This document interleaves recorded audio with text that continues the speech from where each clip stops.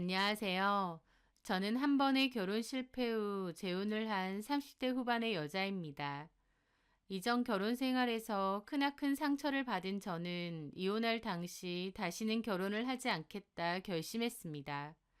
하지만 악몽 같은 이전 결혼 생활을 보상해 주기라도 한 것처럼 저에게 선물 같은 사람이 다가왔고 저는 결국 다시는 결혼하지 않겠다는 결심을 무르고 재혼을 하게 되었습니다. 그리고 이런 게 내가 원했던 결혼 생활이구나 라는 것을 두 번째 결혼에서 비로소 느끼게 되었습니다. 첫 번째 결혼에서는 무슨 문제가 있었는지 그때의 이야기부터 해보려 합니다. 저는 항공사 승무원으로 일을 했었습니다. 전 남편은 제 친한 선배의 아는 지인이었는데요. 선배와 함께 찍은 제 사진을 우연히 보고 선배를 졸라 소개를 시켜달라고 했답니다. 그 선배가 저한테 그냥 가볍게 나가서 밥만 먹고 와달라고 부탁하더라고요. 저는 친한 선배의 부탁이니 가벼운 마음으로 나갔습니다. 그렇게 약속 장소인 카페에 나가보니 덩치가 크고 다소 꽉 끼는 정장을 입은 남자가 보이더라고요. 운동을 많이 한 건지 덩치도 좋아 보이고 피부도 까무잡잡했습니다. 그런데 그 남자는 외모와 달리 저를 보고 몹시 쑥스러워 하더라고요. 그렇게 소개를 시켜달라고 선배를 졸랐다면서 정작 제 눈도 잘 못 쳐다보고 당황해서 물까지 쏟더라고요. 제가 자기 이상형이고 너무 긴장이 돼서 그렇다는데 외모와 다른 반전 성격에 저는 오히려 매력을 느꼈습니다. 좀 쑥스러워하는 성격이긴 했지만 의외로 그날의 대화는 즐거웠습니다. 그 남자는 스포츠 센터를 크게 운영한다고 했어요. 저는 그래서 본인 몸도 좋았구나 싶었죠. 나중에 알았지만 그 스포츠 센터가 있는 건물은 그 남자의 아버지 건물입니다. 그 남자는 학교 다닐 때 공부를 지질이 못해서 등록금만 주면 들어가는 지방대 스포츠 관련 학과를 겨우 졸업했대요. 졸업 후 맨날 놀고 있다 보니 남자의 아버지가 내 건물에 뭐라도 차려줄 테니 그거라도 운영하라 했답니다. 그 남자가 운동하고 몸 키우는 걸 좋아해서 건물 중 2층을 통째로 스포츠 센터로 해줬다는 거죠. 어쨌든 그날 만남을 가지고 그 후에 남자는 몹시 적극적으로 대시를 했습니다. 퇴근하는 저를 데리러 공항에도 자주 오고 여러 선물들도 많이 줬습니다. 제가 좋다고 물심양면 노력하는 그 남자를 보니 저도 점차 그 남자가 좋아졌습니다. 그렇게 1년 반 정도 만났을 무렵 그 남자는 프로포즈를 준비했더라고요. 평생 행복하게 해주겠다, 늘 웃게 해주겠다던 그 남자의 말을 믿고 저도 결혼을 하겠다고 했습니다. 그렇게 양가 부모님 인사도 드렸고 축복 속에서 결혼도 했어요. 그런데 막상 결혼 생활이 시작되고 보니 남편은 제 생각과 너무 많이 달랐습니다. 나름 1년 정도 만나면서 이 사람에 대해서 잘 안다고 생각했는데 결혼하고 보니 또 다르더라고요. 일단 놀러 다니는 것을 너무 좋아했습니다. 저랑 같이 시간 보내고 놀러 다니는 거면 더할 나위 없이 좋았겠죠. 하지만 저는 신경도 안 쓰고 본인 친구들과 하루가 멀다 하고 만나서 술 마시고 놀러 다니기 바빴어요. 결혼 전에는 시간만 나면 어떻게든 저를 보러 오려고 하고 얼굴이라도 보고 가려고 잠깐이라도 왔는데 결혼하고 나니 저를 잡힌 물고기라고 생각하는지 급격하게 무심해지더라고요. 게다가 어머님은 결혼 전부터 결혼하면 회사를 그만두고 바로 아이를 가졌으면 좋겠다고 하도 일러두셔서 결혼 전 퇴사를 한 상태였어요. 그런데 남편은 결혼 후 저를 집안에 던져놓은 짐짝 취급하며 밖으로만 돌았습니다. 게다가 어머님의 본격적인 시집살이도 시작되었습니다. 그 시작은 결혼 2달째쯤 어머님이 저보고 밑반찬을 만들어 오라고 하면서부터였어요. 왜 그러시지? 하며 제 나름대로 만들어서 시댁에 가지고 갔는데 어머님이 오만상을 찌푸리며 너 성수한테 이런 거 먹이니? 어머님, 맛이 없으세요? 그럼 넌 이게 맛있니? 간은 봤어? 네가 한번 먹어봐라! 하면서 젓가락을 저한테 툭 던지시는 겁니다. 저는 어머님 눈치를 보며 반찬을 먹었는데 솔직히 제 입에는 맛있었거든요. 맛있니? 네? 저는 괜찮은데. 괜찮아? 너 이 나물에 조미료 넣었지? 하시는 겁니다. 그래서 아, 조미료라기보다 요즘은 액체로 돼서 맛을 더 살려주는 그런 제품도 나오더라고요. 그게 조미료잖아. 뭔 소리 하는 거야? 어쩐지 맛이 텁텁하더라니. 네가 이런 걸 먹이니까 성수가 나한테 집에서 밥을 먹기가 싫리 어쩌니 하는 거잖아. 네? 성수 씨가요? 황당하더라고요. 집에 있어야 밥을 먹던지 말던지 하죠. 거의 없습니다. 그나마도 집에 있을 땐 제가 차려주는 밥 군소리 없이 잘만 먹고요. 그런데 제 뒤에선 어머님에게 저렇게 말한 모양이었죠. 걔가 평생 내 음식 먹다가 이런 맛대가리 없는 거 먹으니 좋겠냐고. 너는 친정에서 뭘 배운 거야? 여자가 뭐 생긴 것만 반반하면 단 줄 알아? 너 처음부터 다시 배워, 나한테. 하면서 어머님은 제가 만든 음식을 음식 쓰레기통에 집어넣는 겁니다. 저 너무 놀랐죠. 힘들게 만들어 온 음식을 음식 쓰레기통에 다 넣어버리시다뇨. 나중에야 안 일이지만 그때 어머님은 제 기를 잡으려고 그러신 거였습니다. 결혼 초장부터 저를 꽉 눌러놔야 시부모 말도 잘 듣고 남편한테도 잘한다고 믿는 분이었거든요. 그날 이후 어머님은 저를 주구장창 불러대셨습니다. 결혼 전에 몇 번 뵀을 때는 말씀도 조근조근 하셔서 우아하고 차분하시다 생각했었는데 웬걸 결혼해서 보니 본인 기분 좋으면 조근조근 우아한 사모님이고 본인 기분 상하면 악다구니 쓰는 그런 분이셨던 겁니다. 결혼 전에 뵀을 땐 이런 모습도 있을지 상상도 못했고요. 어머님은 하나부터 열까지 다 자기 방식대로 하라고 하셨습니다. 그 강요가 너무 힘들었죠. 저는 남편에게도 따졌습니다. 당신 어머님한테 내 음식 먹기 싫다고 그랬어? 잘 먹어놓고 왜 뒤에서 그런 소리래? 제가 그러자 남편은 변명을 하더라고요. 아, 그게 아니라 우리 엄마가 예전부터 음식 자부심이 좀 있거든. 그래서 나보고 자꾸 결혼해서 밥은 잘 먹고 다니냐, 밥은 맛있냐 그러는 거야. 그래서 엄마 기분 좋으라고 엄마 밥이 최고다. 규리가 해주는 밥은 별로 맛없다. 그렇게 한 거지. 그렇게 말하면 안 되지. 나 요즘 어머님 댁 하루가 멀다 하고 불려가서 음식 배우고 와. 도대체 언제까지 부르실지 모르겠다고.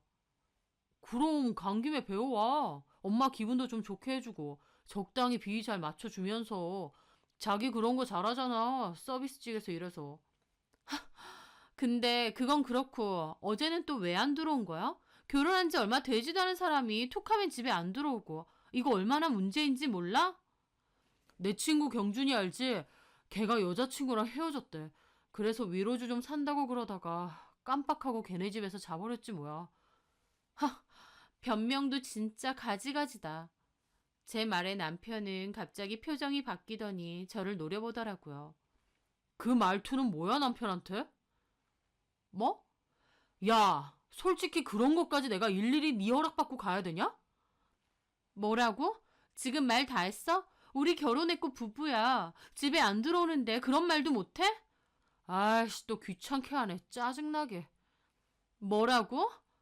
떽떽거리지 마. 귀 아파. 가뜩이나 과음해서 머리 아파 죽겠는데. 차라리 한바탕 싸우기라도 하면 모르겠는데 본인 불리하거나 성가시면 바로 저런 식으로 짜증내고 자리를 피하는 겁니다. 저는 너무 어이가 없고 저렇게 비겁한 인간인가 싶었죠. 의미 없는 소리겠지만 결혼 전만 해도 남편은 제 말이라면 껌뻑 죽는 사람이었거든요. 무조건 자기가 다 잘못했다, 내 말이 맞다, 저한테 맞춰주는 사람이었죠.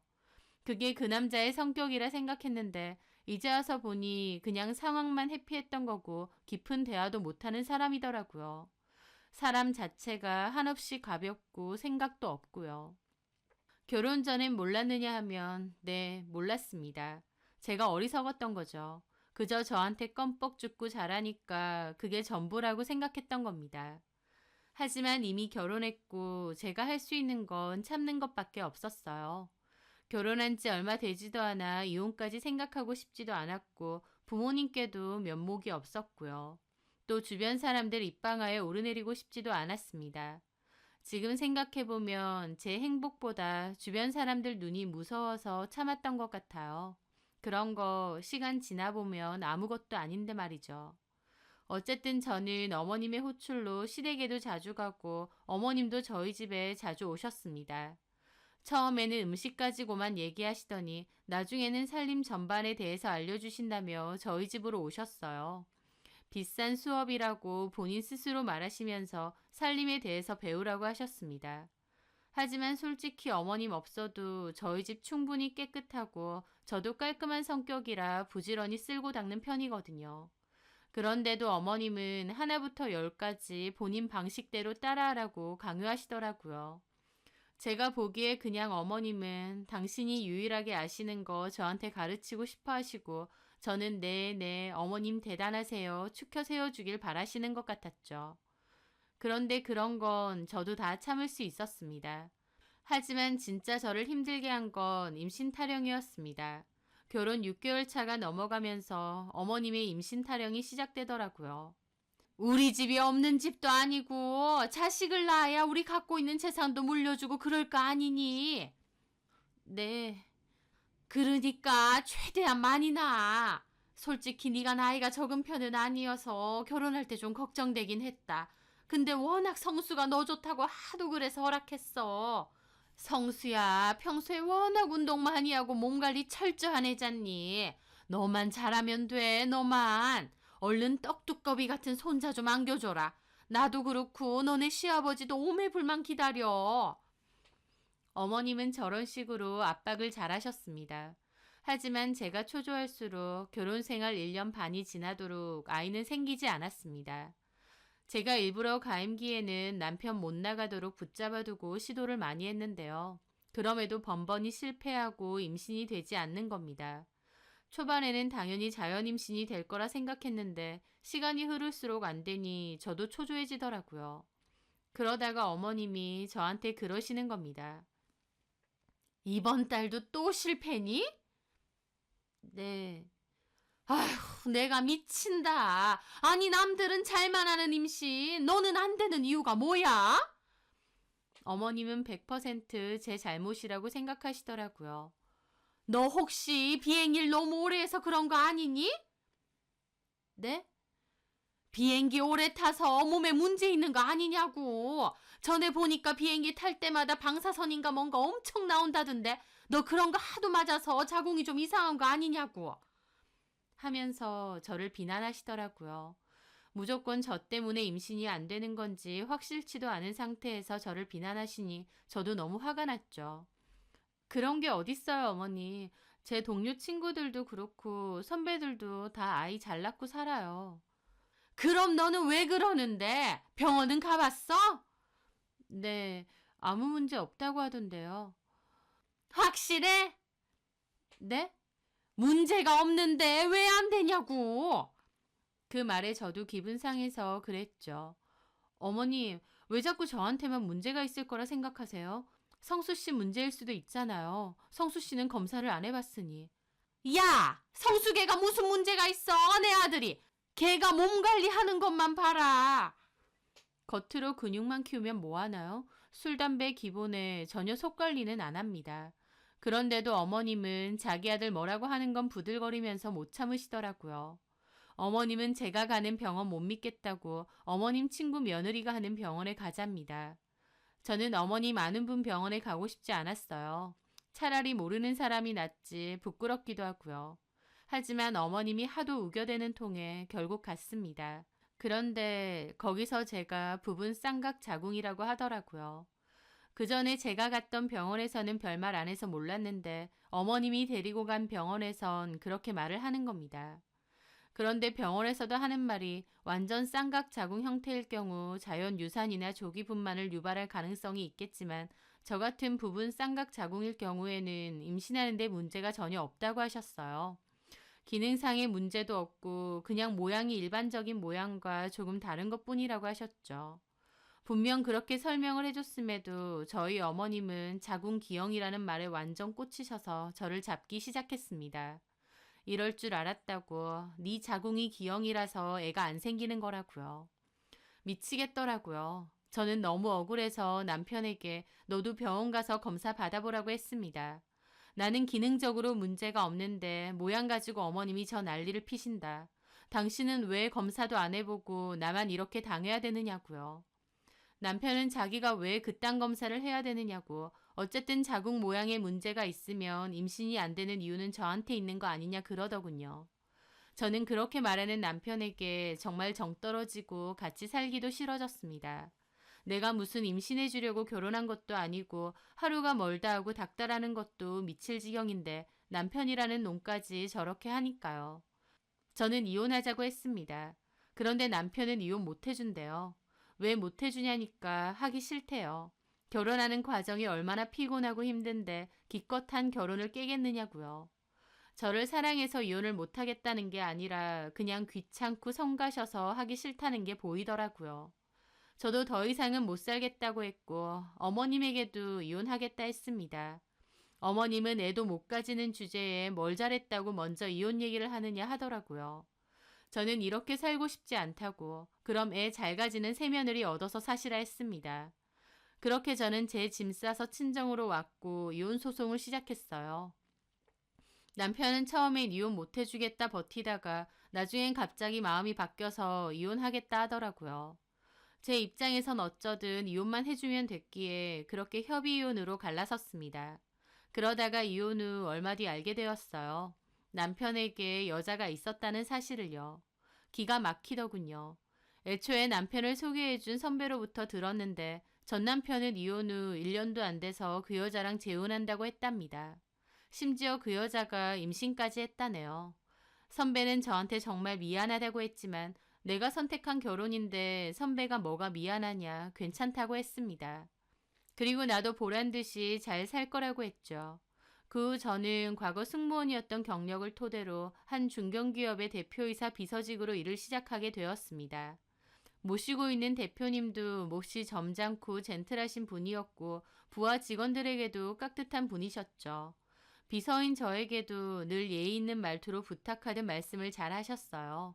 이렇게 큰 회사를 운영하는 오너인데도 참 사람이 겸손하시고 좋으신 분이구나 생각했어요. 그리고 가끔 들르시는 사모님도 정말 좋으신 분이더라고요. 저한테 항상 수고한다고 고맙다고 웃으며 얘기하시고요. 저도 좋은 곳에 취업했구나 싶어서 열심히 일을 했습니다. 그러던 어느 날이었어요. 대표님이 차 한 잔 부탁한다고 하셔서 좋아하시는 캐모마일을 끓여 대표실 안으로 들어갔을 때였습니다. 그런데 대표님은 안색이 너무 안 좋으시더라고요. 대표님, 여기 차 가지고 왔습니다. 고마워요. 대표님, 안색이 좀 안 좋으신데 어디 불편하신 데 있으신가요? 속이 좀 갑갑해서요. 아침에 먹은 게 체했는지. 그러면 소화제를 좀 가져다 드릴까요? 그래 줄래요? 고마워요. 예, 잠깐만 기다리세요. 그렇게 밖을 나갔다가 소화제를 챙겨 들고 다시 들어가려는 순간이었습니다. 쨍그랑 하고 찻잔이 깨지는 소리가 들리는 겁니다. 너무 놀라 가보니 대표님 얼굴이 하얗게 질려서 바닥에 쓰러지신 거예요. 손은 심장 쪽을 부여잡고 계셨고요. 그 순간 저는 승무원 시절의 경험으로 대표님에게 심장마비가 왔다는 것을 직감적으로 알 수 있었습니다. 저는 바로 119에 전화를 검과 동시에 심폐소생술을 진행했습니다. 승무원 시절 늘 교육을 받았기에 심폐소생술을 하는 것은 어렵지 않았어요. 다만 대표님이 이대로 돌아가시는 게 아닐까 아찔한 기분으로 식은땀이 줄줄 흐르더라고요. 통화하는 구급대원분의 설명을 들으며 119 대원분들이 도착할 때까지 심폐소생술을 진행했고 대표님은 들것에 실려가셨습니다. 저도 급하게 따라갔죠. 저는 등이 다 젖을 정도로 땀을 많이 흘린 상태였어요. 그렇게 급하게 응급실로 향했고 응급조치를 취한 덕에 대표님은 다시 안정을 취할 수 있었습니다. 그 소식을 듣고 사모님과 대표님의 둘째 아드님도 급하게 병원으로 오셨죠. 저는 상황 설명을 잘 해드렸고 의사분도 저를 가리키며 이분이 응급조치를 워낙 잘하셔서 위험한 고비를 넘겼다고 하셨어요. 사모님도 둘째 아드님도 저에게 너무 고맙다고 하셨습니다. 특히 사모님은 눈물까지 글썽이며 고맙다고 하시더라고요. 제가 할 일을 한 것뿐인데 너무 고마워하시니 저도 몸둘 바를 못 두겠더라고요. 그렇게 대표님이 안정을 취하시는 것까지 보고 저는 회사로 돌아가려고 나왔습니다. 그런데 제가 너무 급하게 나오는 바람에 지갑도 없고 핸드폰도 없는 상태였어요. 그러자 사모님이 둘째 아드님께 너가 이비서님 회사까지 모셔다 드려. 괜찮습니다, 사모님. 저 그냥 택시비만 좀 빌려주시면. 무슨 소리예요? 우리 대표님 생명의 은인인데. 이비서 내가 경험만 찾으면 꼭 제대로 살해할게요. 일단은 우리 아들 차 타고 가요. 가세요. 제가 태워다 드릴게요. 괜찮은데. 그러면 먼저 가보겠습니다. 그래요. 그렇게 저는 대표님의 둘째 아드님 차를 타고 회사로 가게 되었습니다. 아드님은 저보고 연신 고맙다고 계속 그러시더라고요. 아니에요. 제가 당연히 해야 될 일이죠. 대표님이 괜찮아지셔서 다행이에요. 저는 그렇게 인사를 하고 회사로 올라왔습니다. 그렇게 일주일 뒤 회복을 하신 대표님은 다시 출근하셔서 저한테 너무 고맙다고 제 덕분에 살았다고 그러시더라고요. 그러시면서 혹시 저녁에 시간 되면 우리 집에서 식사를 할 수 있냐고 하시는 겁니다. 사모님이 저에게 식사 대접을 하고 싶어 하신다고요. 저는 기쁜 마음으로 감사히 가겠다고 했죠. 그리고 그날 점심 꽃다발 하나를 미리 사두었고 저녁에 대표님 차를 타고 함께 대표님 댁으로 갔습니다. 사모님은 버선발로 나와 저를 맞이해 주시더라고요. 그냥 오지 무슨 꽃다발이에요. 급하게 불러서 시간도 없었을 텐데. 빈손으로 오기가 그래서요. 약소합니다, 사모님. 약소하긴 내가 좋아하는 걸로 너무 이쁜 거 사왔네. 어서 들어와요. 그렇게 대표님 댁에서 식사를 하게 되었어요. 대표님은 아들만 두 분인데 첫째 아들은 저희 회사에 이사로 있으시고 그때는 타 지역에 있는 지사에 내려가 있으셨어요. 그때 저를 태워준 둘째 아드님은 집에 있더라고요. 그때 인사했죠? 우리 둘째 아들. 네, 그때 감사했어요. 얘는 치과 의사예요. 아, 그러시구나. 저는 대표님 아들 두 분 다 훤칠하고 능력도 좋으시구나 싶었죠. 그날 식사를 하며 화기애애한 분위기였습니다. 그리고 사모님이 저한테 너무 고마웠다고 선물도 하나 주셨어요. 500만 원 상당의 고가 명품백이었는데 너무 놀라 거절했죠. 아닙니다, 사모님. 안 주셔도 됩니다. 제가 해야 될 일을 한 것뿐인데. 아니야, 받아줘요. 내가 너무 고마운데 뭘 줘야 될지 모르겠어서. 정말 괜찮습니다. 하지만 사모님은 부담 말고 받아달라 하셔서 결국 저는 감사히 들겠다고 인사를 드렸습니다. 그리고 또 둘째 아드님에게 저를 집에 태워주라고 하시더라고요. 아닙니다. 택시 타고 가면 됩니다. 그러면 우리가 미안하지. 초대까지 해놓고. 예, 형규야. 뭐하니 차키 갖고 와. 예, 어머니. 그래서 또 둘째 아드님이 저를 태워다 주셨어요. 이번엔 한결 편해져서 집에 가면서 이런저런 얘기를 많이 나누었습니다. 우연히 결혼 얘기가 나왔는데 제가 먼저 저는 이혼했다고 했거든요. 속일 일도 아니었고요. 그랬더니 그 둘째 아들분이 사실 자기도 이혼했다고 하더라고요. 자기가 많이 어리고 부족했었다고 전부인은 좋은 사람 만나서 행복하게 잘 지낸다고 말을 하던데 그 모습이 참 성숙해 보이고 좋아 보였습니다. 그렇게 저희 집에 도착했어요. 짧은 시간이 아쉬울 정도로 편하고 좋더라고요. 워낙 멋지고 매너가 좋으신 분이다 싶었습니다. 대표님도 사모님도 다 좋으신 분 같더니 아들 두 분 다 잘 키우셨구나 싶었죠. 그런데 그날 이후 사모님이 부쩍 자주 놀러 오셨어요. 그리고 저한테 점심을 같이 먹자고 자주 그러셨죠. 저도 사모님이 편했기에 흔쾌히 자주 나가서 식사를 했습니다. 가끔은 둘째 아드님까지 불러서 같이 식사를 할 때도 있었고요. 어쩔 땐 식당에서 아들과 며느님이시냐고 한 적도 있는데 저는 손사래를 쳐도 사모님은 아무 말 안 하고 웃으시더라고요. 그때는 몰랐는데 나중에 사모님이 제게 그러시더군요. 제가 마음에 든다고. 사실 저를 처음 봤을 때부터 제가 왠지 좋으셨대요. 인상도 좋고 싹싹하고. 그러면서 우리 둘째 아들 어떻느냐고 물어보시는데 저는 손사래를 치며 말씀드렸죠. 저를 좋게 봐주셔서 너무 감사해요. 그런데 알고 계신진 모르겠지만 저 한 번 이혼을 했거든요. 면접 때도 말씀드리긴 해서 대표님은 알고 계실 것 같은데. 나도 알아요. 네? 실은 우리 둘째 아들도 이혼했거든. 아, 네. 그건 알고 있습니다. 전에 차 태워주실 때 우연히 대화하다가 말이 나왔었거든요. 그랬구나. 우리 아들이랑 대화해보니 어때요? 좀 잘 맞는 것 같아요? 좋으신 분 같습니다. 인물도 좋으시고 성격도 좋아 보이시고. 그러면 좀 맞나 봐요. 우리 아들한테 떠보니까 우리 아들도 마음이 좀 있더만. 네? 아드님께서요? 내 보기엔 둘이 너무 잘 어울려.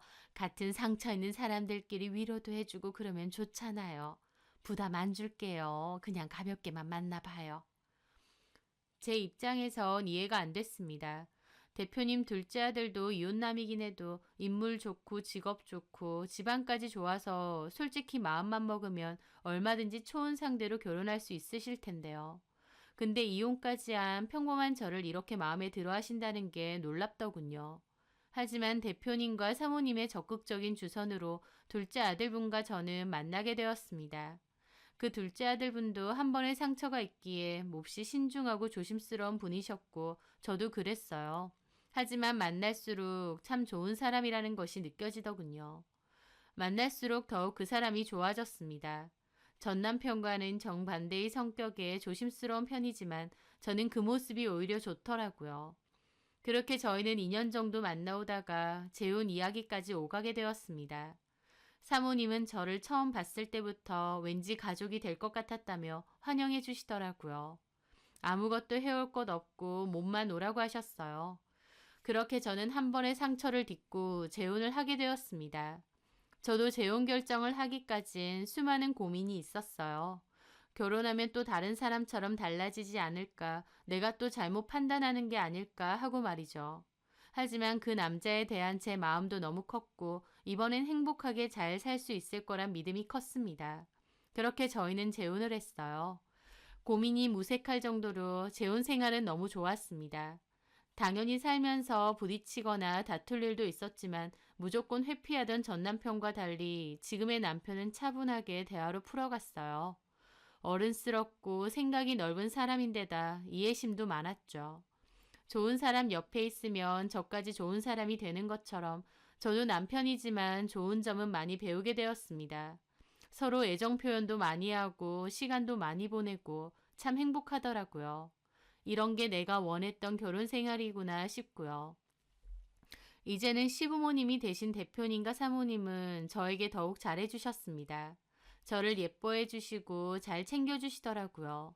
특히 어머님과는 너무 편하게 잘 지냈죠. 어머님은 당신이 딸이 없는데 제가 딸처럼 느껴지기도 한다며 저를 특히 예뻐하셨어요. 저도 어머님이 친정 엄마처럼 느껴져서 나중엔 진짜 편하게 이런저런 얘기도 다 했습니다. 그러던 와중 저는 임신을 하게 되었습니다. 너무 기뻤고 온 가족이 다 축하해 주었죠. 특히 어머님이 몹시 기뻐하셔서 제가 그랬습니다. 어머님, 너무 감사해요. 저 처음 결혼해서 상처가 너무 컸는데 그래서 시어머니에 대한 편견이 있었는데 어머님은 다르신 것 같아요. 내가 더 고맙지. 네가 이렇게 착하고 좋은 앤데 예전 네 시어머니는 봅도 없는 거지. 저는 그 말이 고마워서 눈물을 흘렸습니다. 어머님이 왜 그러냐고 하셔서 저는 그전 결혼 생활에 대한 얘기를 조금 했어요. 아이 못 낳는다고 구박을 좀 많이 받았다고요. 어머님은 저를 달래주시더라고요. 너네 예전 시어머니 참 못됐다 사람이 왜 자기 아들한테 문제가 있을 거라고는 생각 못해? 그 말에 제가 코를 훌쩍이며 그랬죠. 맞아요, 어머님. 사실은 그 아들한테 문제 있을 거예요. 왜? 그 뒤에 제가 들었는데요. 전 남편이 몸 키운다고 스테로이드 약물을 꽤 오래 썼거든요. 그렇게 장기간 쓰면 불임 가능성도 높아진대요. 어머, 정말? 근데 재혼하고 아이도 있다고 들었거든요. 그 소개해줬다는 선배한테. 근데 그 선배 하는 말이 그 집 애가 전 남편이랑 하나도 안 닮았대요. 그냥 안 닮은 수준이 아니라 아예 다르게 생겼대요. 어머, 설마. 정확한 사실은 모르겠어요. 근데 솔직히 저는 전 남편 불임 가능성이 더 높을 거라고 생각하거든요. 세상에, 아마 네가 생각하는 게 맞을 것 같다. 너한테 못됐게 한 거 벌 받는 거야. 어쨌든 저는 형규 씨랑 어머님, 아버님 만났으니까 이제는 아무렇지도 않아요. 어머님이 너무 편한가 봐요. 이런 얘기까지 하고. 제가 너무 주책이죠. 주책은 무슨, 나한테 다 얘기해도 된다. 어머님과 저는 꽤나 스스럼 없이 많은 얘기를 했어요. 저도 어머님 예전에 시집살이 당한 얘기도 들었고 전 며느리분에 대한 이야기도 다 들었거든요. 어머님과 저는 친모녀처럼 돈독한 사이였죠. 그러던 어느 날 어머님과 같이 레스토랑에 식사를 하러 가게 되었습니다. 그곳 사장님이 저희 시부모님과도 친한 사이라 자주 가거든요.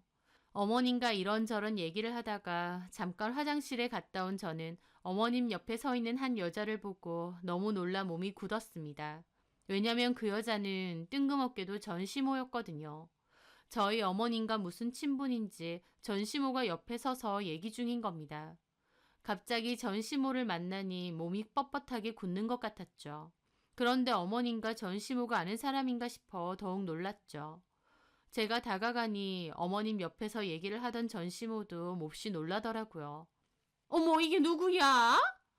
그 모습에 저희 어머님도 어리둥절하시더라고요. 안녕하세요. 네가 여기 웬일이야? 하면서 저를 훑어보시는 겁니다. 우리 며느리랑 어떻게 하는 사이예요? 네? 며느리요?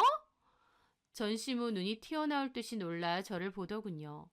너 재혼했니? 이 사모님 댁으로? 네. 세상에, 말도 안 돼. 그 말에 저희 어머님도 대강 눈치채시더라고요. 어머님은 저에게 아가 여기 와서 앉아라 하며 옆자리로 부르시는 겁니다. 저는 전시모를 지나쳐 어머님 옆자리로 앉았죠. 아유 세상에, 재혼한 줄은 몰랐는데 너 능력 있다. 저는 너무 불편해 아무 말 못하고 있었어요. 이런 데서 만날 거라고는 생각도 못했으니까요. 저희 어머님도 불쾌한 얼굴로 그러시더군요. 얘기 다 끝나셨나요? 저는 우리 며느리랑 할 얘기가 마저 있어서. 어머님은 그만 가보라는 뜻으로 웃으며 그러시더군요. 전 시모는 입을 삐죽이며 저를 슬쩍 노려봤습니다. 그리고는 예, 그럼 이만 다음 모임 때 뵐게요 하면서 저를 끝까지 노려보더니 나가더라고요. 저 사람이었니? 너네 전 시어머니가? 네, 어떻게 여기서 만나는지. 어머님은 어떻게 아세요? 어머님이 대표 회장으로 있는 지역 여성 모임이 있는데요. 모임 회원 한 명이 전시모도 데리고 왔답니다. 껴달라고요.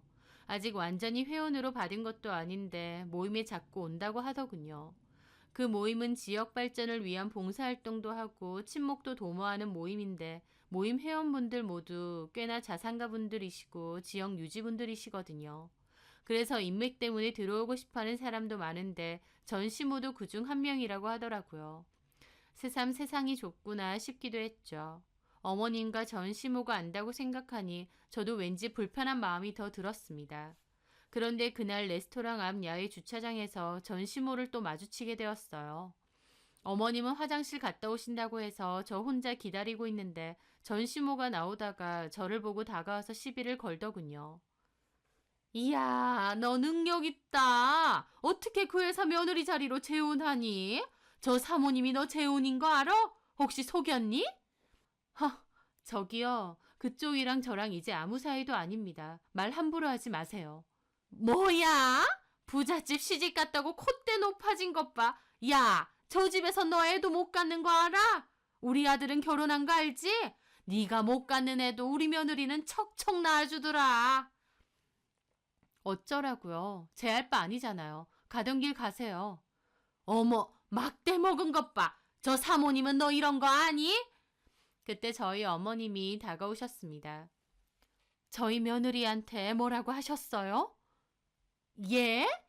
대강 들어서 알겠는데 이제 아무 사이 아니잖아요. 근데 왜 남의 며느리 붙잡고 이러쿵저러쿵 하고 계신 거예요? 그게 아니라 저는 걱정돼서요. 뭐가요?